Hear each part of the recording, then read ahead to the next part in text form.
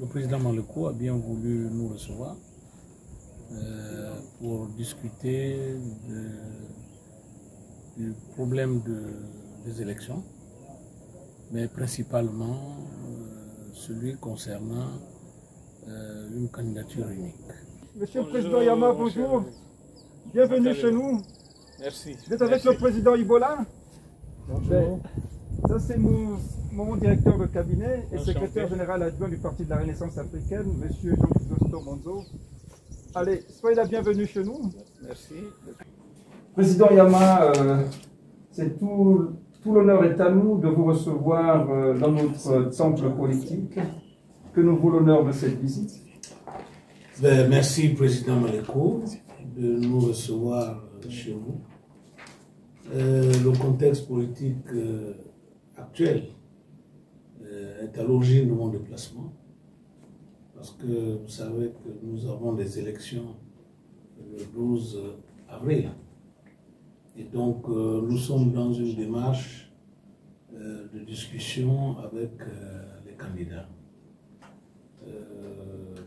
par rapport à cette élection, pour que nous mettions en place une plateforme et, si possible, qu'il se dégage un candidat consensuel.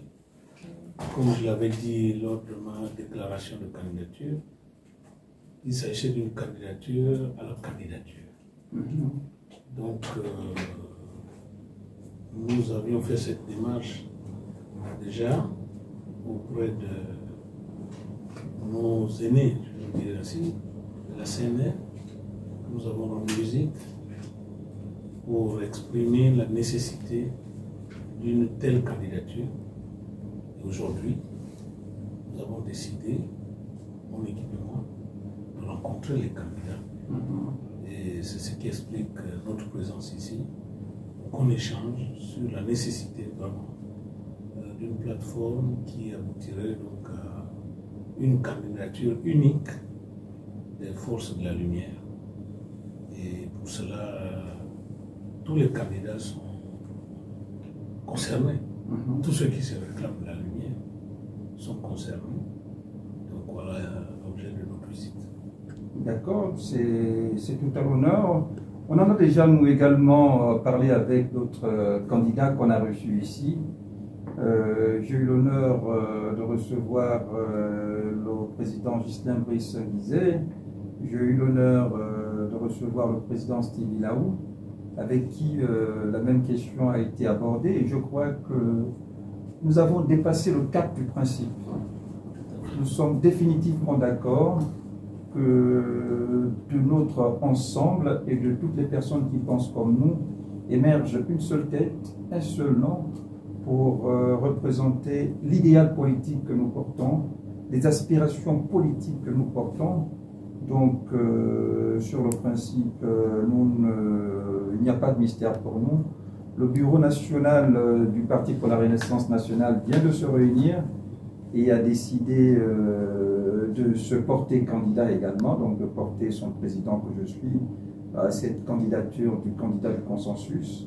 Nous acceptons également la présence d'autres candidats pour que de toutes ces prétentions, de toutes ces ambitions sorte un nom. Et nous espérons que nous parviendrons à l'issue de nos réflexions, de la mutualisation de nos intelligences à sortir ce nom du chapeau. Voilà, c'est ça. Au niveau du bureau national, j'ai l'accord du bureau national d'être candidat à cette candidature et j'appelle également tous les autres à faire de même. C'est notre principe également. Autant nous sommes candidats, autant nous accepterons le consensus qui se dégagera entre nous pour le choix de cette personne. Monsieur le Président, le 12, c'est la date du scrutin et le temps en cours. Peut-être nous donner une date au cours de laquelle les Gabonais sauront le nom du candidat qui sera choisi. C'est une date qu'on ne peut pas fixer, lui et moi, puisque nous ne sommes pas les seuls concernés. Mais je peux vous dire très rapidement, au plus tard vendredi, les Gabonais sauront si oui ou non il y a un consensus pour la candidature unique. Mais je pense que oui, la fumée blanche sortira de l'endroit où on fera cette réunion. Alors plusieurs personnes se posent quand même la question, Monsieur Oligui, vous avez fait sortir de la prison et puis vous vous opposez à lui. Pourquoi? Justement, les gens confondent les affaires personnelles et les affaires d'État, les affaires du pays. C'est ça la confusion. C'est pas parce que Oligui vous nomme, par exemple, c'est pas parce que Oligui fait un certain nombre de choses que vous restez attaché indéfectiblement à lui. Non. Il m'a fait sortir de prison sur plusieurs éléments. Lui-même, le 4, il a fait la promesse qu'il sortira les prisonniers politiques. Donc il a reconnu l'existence de prisonniers politiques. Et donc, le fait qu'il sorte les prisonniers politiques, comment dire, c'est pas une faveur. Il n'a fait que rétablir la justice qui devait être rétablie par les magistrats. Malheureusement, pour des raisons que vous connaissez, eh ben, c'est le pouvoir exécutif qui décide. C'est le président qui m'a envoyé en prison. Comme je l'ai souvent dit, c'est un autre président qui m'a libéré. Donc, ça ne joue en rien.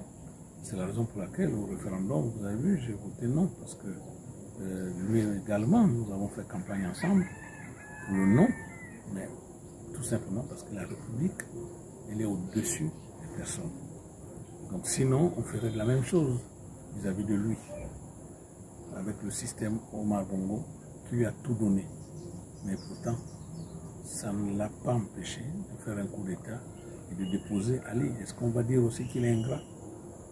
Donc, je pense que c'est un faux discours. Mettons la République avant, et c'est ce que nous avons toujours fait, c'est ce que le président Malékou, dans tous ses combats, il le fait. Nous sommes tous, lui et moi, des candidats à la candidature.